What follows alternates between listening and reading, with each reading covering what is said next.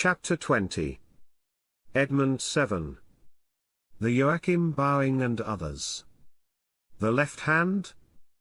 Edmund 7's activity in the field of violin music is a threefold one. He is a composer, an interpreting artist and a teacher, and his fortuitous control of the three vital phases of his art make his views as regards its study of very real value.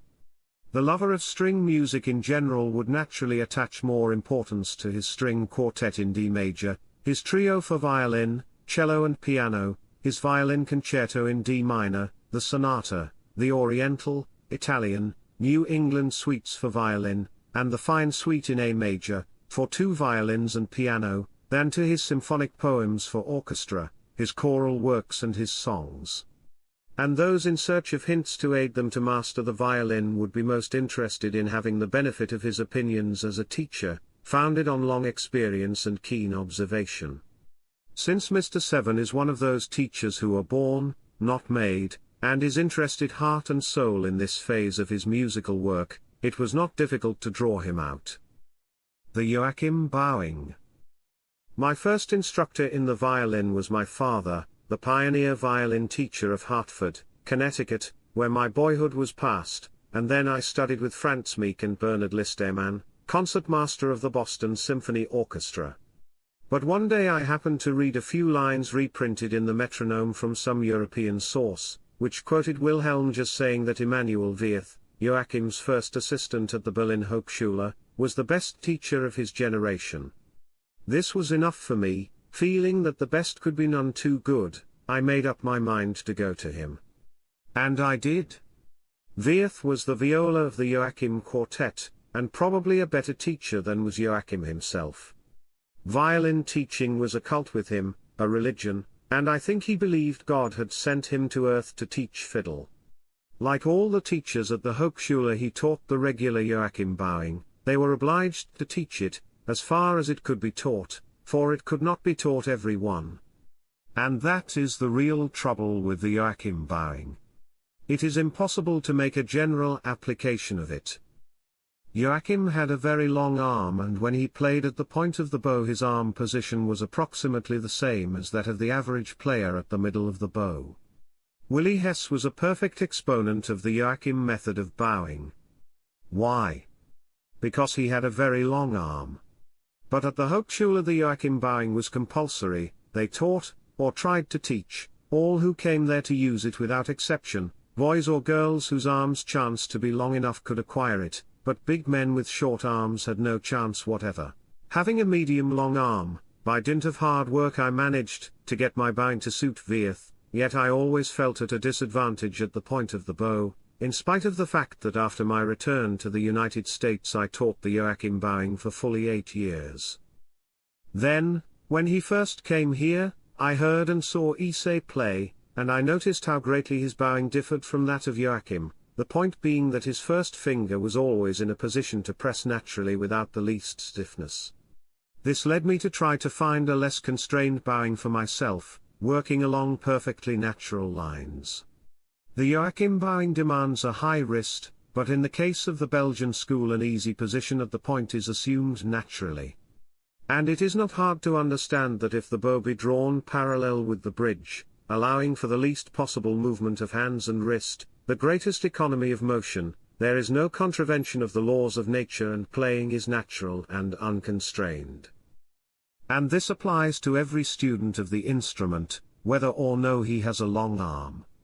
While I was studying in Berlin, Sarasate played there in public, with the most natural and unhampered grace and freedom in the use of his bow. Yet the entire Hochschule contingent unanimously condemned his bowing as being stiff, merely because it did not conform to the Joachim tradition. Of course, there is no question but that Joachim was the greatest quartet player of his time, and with regard to the interpretation of the classics he was not to be excelled.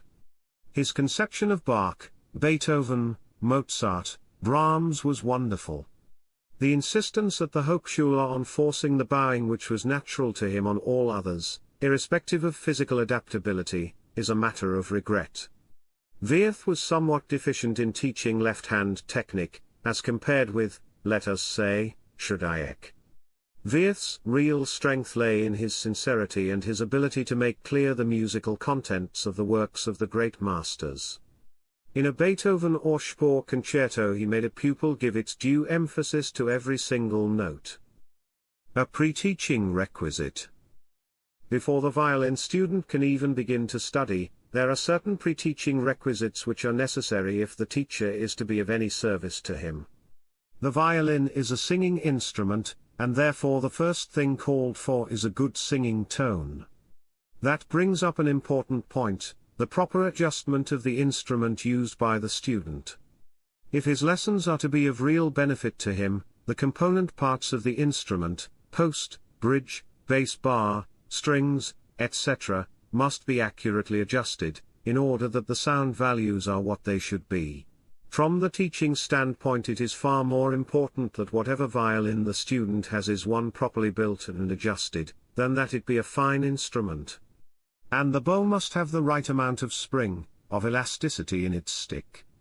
A poor bow will work more harm than a poor fiddle, for if the bow is poor, if it lacks the right resilience, the student cannot acquire the correct bow pressure. He cannot play spiccato or any of the bouncing bowings, including various forms of arpeggios, with a poor stick. Drawing a long bow. When I say that the student should draw a long bow, continued Mr. Seven with a smile, I do not say so at a venture. If his instrument and bow are in proper shape, this is the next thing for the student to do. Ever since Tartini's time it has been acknowledged that nothing can take the place of the study of the long bow, playing in all shades of dynamics, from PP to FF, and with all the inflections of crescendo and diminuendo. Part of this study should consist of mute exercises, not playing, but drawing the bow above the strings, to its full length, resting at either end. This ensures bow control. One great difficulty is that as a rule the teacher cannot induce pupils to practice these mute exercises, in spite of their unquestionable value. All the great masters of the violin have used them. Viotti thought so highly of them that he taught them only to his favorite pupils. And even today some distinguished violinists play dumb exercises before stepping on the recital stage. They are one of the best means that we have for control of the violinistic nervous system. Wrist bowing. Wrist bowing is one of the bowings in which the student should learn to feel absolutely and naturally at home. To my thinking, the German way of teaching wrist bowing is altogether wrong. Their idea is to keep the fingers neutral, and let the stick move the fingers. Yet this is wrong, for the player holds his bow at the fingertips, that terminal point of the fingers where the tactile nerves are most highly developed, and where their direct contact with the bow makes possible the greatest variety of dynamic effect, and also allows the development of far greater speed in short bowings. Though the Germans say think of the wrist, I think with the Belgians, put your mind where you touch and hold the bow, concentrate on your fingers. In other words, when you make your bow change, do not make it according to the Joachim method, with the wrist, but in the natural way, with the fingers always in command. In this manner only will you get the true wrist motion. Staccato and other bowings. After all, there are only two general principles in violin playing, the long and short bow, legato and staccato. Many a teacher finds it very difficult to teach staccato correctly, which may account for the fact that many pupils find it hard to learn. The main reason is that, in a sense, staccato is opposed to the nature of the violin as a singing instrument. To produce a true staccato, and not a scratchato, it is absolutely necessary, while exerting the proper pressure and movement, to keep the muscles loose. I have evolved a simple method for quickly achieving the desired result in staccato. First I teach the attack in the middle of the bow, without drawing the bow, and as though pressing a button, I have pupils press up with the thumb and down with the first finger, with all muscles relaxed. This, when done correctly, produces a sudden sharp attack. Then, I have the pupil place his bow in the middle, in position to draw a downstroke from the wrist, the bow hair being pressed and held against the string. A quick down bow follows with an immediate release of the string. Repeating the process, use the up stroke. The finished product is merely the combination of these two exercises, drawing and attacking simultaneously. I have never failed to give a pupil a good staccato by this exercise, which comprises the principle of all genuine staccato playing. One of the most difficult of all bowings is the simple up and down stroke used in the second kreutzer étude, that is to say, the bowing between the middle and point of the bow, tête d'archet, as the French call it. This bowing is played badly on the violin more often than any other. It demands constant rapid changing and, as most pupils play it, the legato quality is noticeably absent. Too much emphasis cannot be laid on the truth that the singing stroke should be employed for all bowings, long or short. Often pupils who play quite well show a want of true legato quality in their tone, because there is no connection between their bowing in rapid work. Individual bowings should always be practiced separately. I always oblige my pupils to practice all bowings on the open strings, and in all combinations of the open strings, because this allows them to concentrate on the bowing itself, to the exclusion of all else, and they advance far more quickly. Students should never be compelled to learn new bowings while they have to think of their fingers at the same time. We cannot serve two masters simultaneously.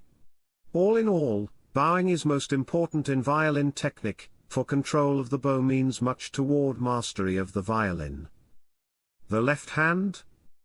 It is evident, however, that the correct use of the left hand is of equal importance. It seems not to be generally known that finger pressure has much to do with tone quality.